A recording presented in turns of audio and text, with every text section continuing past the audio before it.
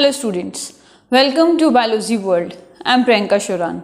In the previous video, we have started chapter number 4, Animal Kingdom, and discussed about the habit and habitats of the animals. Today we will cover the remaining characteristic features of the animals like their body level, body plan and the cavity. So first of all, body level.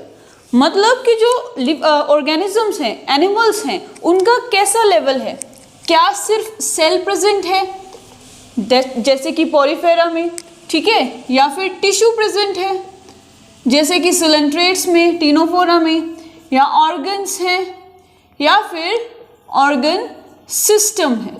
तो ये क्या है? These are the different body levels like cellular, tissue, organ system. Next जो character है वो है body plan, कि जो एलिमेंट्री कैनाल है वो एलिमेंट्री कैनाल है. अगर सिर्फ सेल प्रेजेंट होगी तो उसके अंदर एलिमेंट्री कैनाल तो होगा ही नहीं. That is the simple cell aggregates, कि बहुत सारी सेल प्रेजेंट हैं और यही बॉडी के सारे फंक्शंस को कंट्रोल कर रही हैं, रेगुलेट कर रही है, जैसे कि पोरीफेरा में. Next is the blind sec.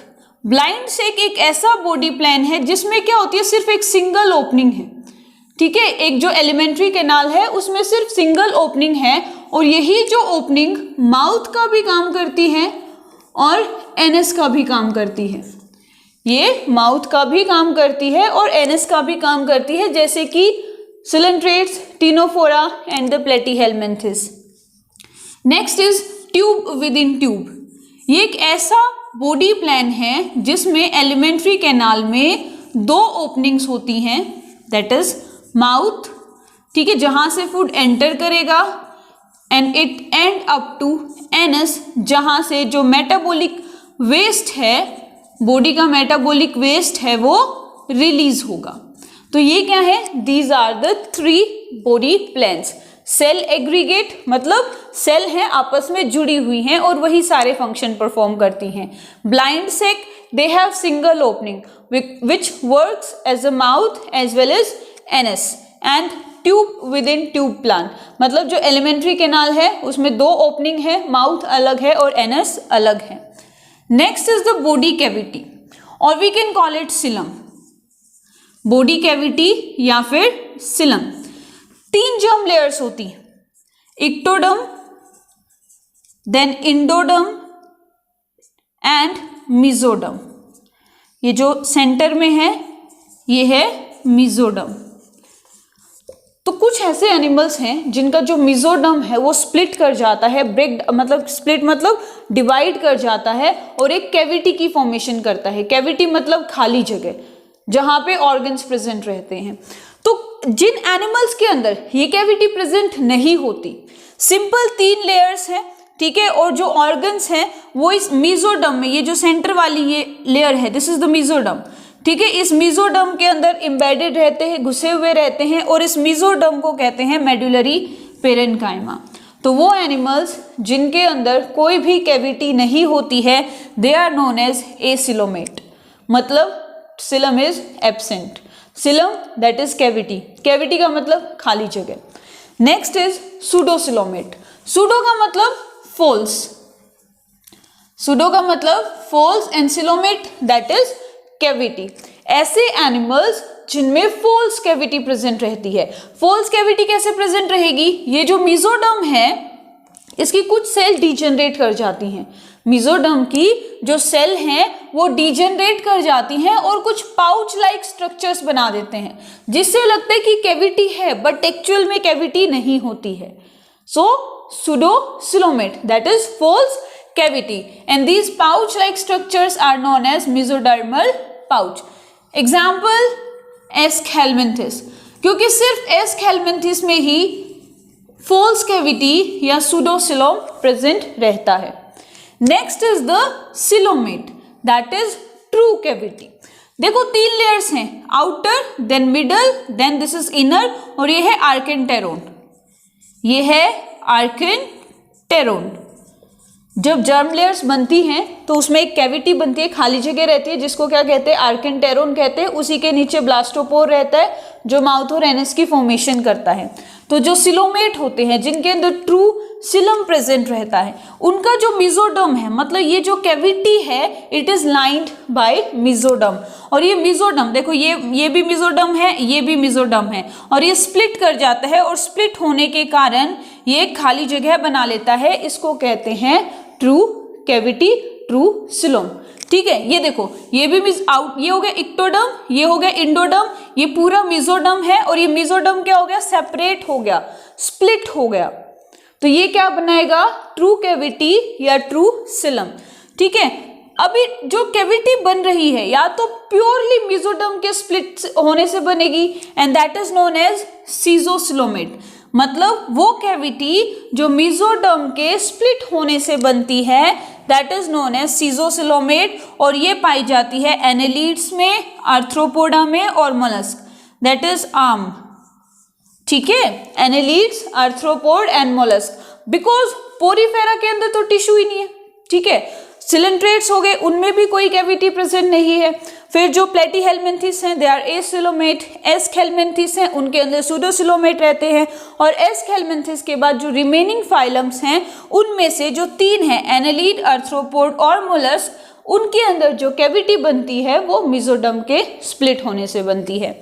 Next is इंटेरोसिलोमेट, ये भी एक तरह से ट्रू कैविटी होती है, लेकिन यहाँ पर जो कैविटी बनेगी, जब एक एम्ब्रियो की डेवलपमेंट होती है ना, तो उसमें ऐसे गट पाउच बनते हैं। ठीक है, during the embryonic development these gut pouch are formed, और ये जो गट पाउच हैं ये आपस में फ्यूज हो जाते हैं, और इनके फ्यूज होने के कारण एक कैविटी बनती है जिसको ट्रू कैविटी कहते हैं। Example that is Echinodermata, Hemichordata and the Chordata.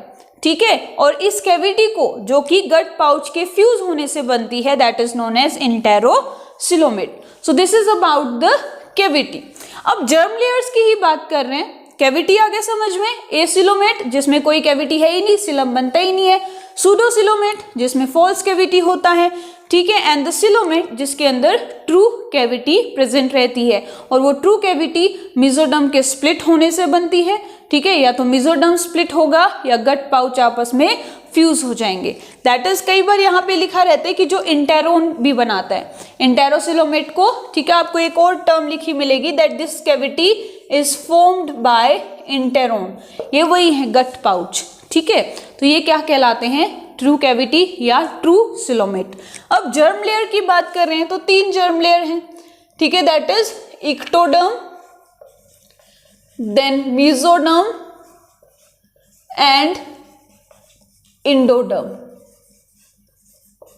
अब कुछ ऐसे एनिमल हैं जिनमें ये तीनों जर्म लेयर्स की जगह सिर्फ 2 जर्म लेयर होती हैं। एक तो होगी इक्टोडर्म, एक होगी इंडोडर्म, मतलब उनके अंदर मेसोडर्म नहीं होती, मेसेनकाइमा प्रेजेंट रहता है। Instead of mesoderm mesenchyma is present, तो ट्रू 2 जर्म लेयर्स प्रेजेंट रहती हैं, और ऐसे एनिमल्स को कहते हैं डिप्लोब्लास्टिक। क्या बोलते हैं, डिप्लोब्लास्टिक। ठीक है, ये सारे आ जाएंगे, पोरीफेरा, सिलेंट्रेटा, टिनोफोरा, प्लेटीहेल्मिन्थिस। उसके बाद क्या है, इनमें 3 जर्म लेयर्स आ जाती हैं। ठीक है, एस्केल्मिन्थिस से 3 जर्म लेयर आ जाती हैं, जैसे कि इक्टोडर्म है ही लेकिन मेसोडर्म भी बन जाता है, और इंडोडर्म 3 जर्म लेयर्स। और ऐसे एनिमल्स जिनमें 3 जर्म लेयर होती हैं उन्हें कहते हैं ट्रिप्लोब्लास्टिक। क्या बोलते हैं, ट्रिप्लोब्लास्टिक। तो जिनमें 2 जर्म लेयर होती हैं they are known as diploblastic. ठीक है, जिनमें 3 जर्म लेयर्स होती हैं they are known as triploblastic. तो ये था बॉडी लेवल के बारे में, बॉडी प्लान के बारे में, बॉडी कैविटी के बारे में और जर्म लेयर्स के बारे में। नेक्स्ट जो कैरेक्टर्स हैं that is about the systems, कि नर्वस सिस्टम कैसा है, एक्सक्रीटरी सिस्टम कैसा है, एक्सक्रीटरी सिस्टम में कौन कौन से ऑर्गन्स प्रेजेंट हैं, नर्वस सिस्टम है वो सिंपल न्यूरॉन से प्रेजेंट है या गैंग्लियाज प्रेजेंट है या ब्रेन स्पाइनल कोड की फॉर्मेशन हो जाती है। ठीक है, उसके बाद आ जाता है कि नोटोकोड या जो मेटामर्स हैं, सेगमेंटेशन एंड नोटोकोड। नोटोकोड जो रीढ़ की हड्डी है, ठीक है, ये किन के अंदर डेवलप होते हैं, that is the spinal cord जिसको बोलते हैं, और स्पाइनल कोड का प्रिमिटिव फॉर्म है दैट इज नोटोकोड। उसके बाद है सेगमेंटेशन और मेटामेराइजेशन, मतलब मेटामर्स बनते हैं। सेगमेंटेशन का मतलब क्या है कि जो बॉडी है उसको डिफरेंट डिफरेंट सेगमेंट्स में डिवाइड कर रखा है, उसमें कुछ तो कंप्लीट सेगमेंटेशन होती है, एक्सटर्नल इंटरनल, अच्छे से क्या है जो सेगमेंट्स बने हुए हैं, बॉडी के पार्ट्स बने हुए हैं। कुछ ऐसे एनिमल्स हैं जिनमें सिर्फ आउटर सेगमेंटेशन होती है और कुछ ऐसे एनिमल्स हैं जिनमें इंटरनल सेगमेंटेशन होती है, और इसका बेस्ट एग्जांपल आता है दैट इज अर्थवॉर्म, जिसके अंदर सीटा प्रेजेंट रहता है, एस शेप स्ट्रक्चर जो इंटरनली सेगमेंट्स की फॉर्मेशन बनाता है। कॉकरोच में भी सेगमेंटेशन पाई जाती है, ठीक है। तो ये जो बेसिक कैरेक्टर्स हैं जैसे कि excretory system, nervous system, then about the circulatory system, कि अगर जिनके अंदर हार्ट प्रेजेंट है, जिनमें ऑर्गन सिस्टम लेवल ऑफ जो बॉडी लेवल है, वहां पर जो सर्कुलेटरी सिस्टम है वो कैसा है, ओपन है या क्लोज है। ओपन का मतलब क्या है कि ब्लड वेसल्स नहीं है, हार्ट से ब्लड निकला और पूरी बॉडी के अंदर सिंपली सर्कुलेट कर गया, मतलब जो बॉडी की सेल है, बॉडी के ऑर्गन्स हैं वो ब्लड के अंदर डूबे हुए हैं, ठीक है। क्लोज्ड सर्कुलेटरी सिस्टम कि ब्लड वेसल्स हैं और ब्लड कहीं से कहीं पर भी ऑर्गन्स के कांटेक्ट में नहीं आता है। तो ये जो सारे कैरेक्टर्स हैं वो हम पढ़ेंगे नेक्स्ट वीडियो में। तो नेक्स्ट वीडियो में सारे जनरल कैरेक्टर्स को कवर करके हम शुरू कर देंगे first phylum that is Porifera. So that's it for today. If you like my video then please share and subscribe my channel. Thank you.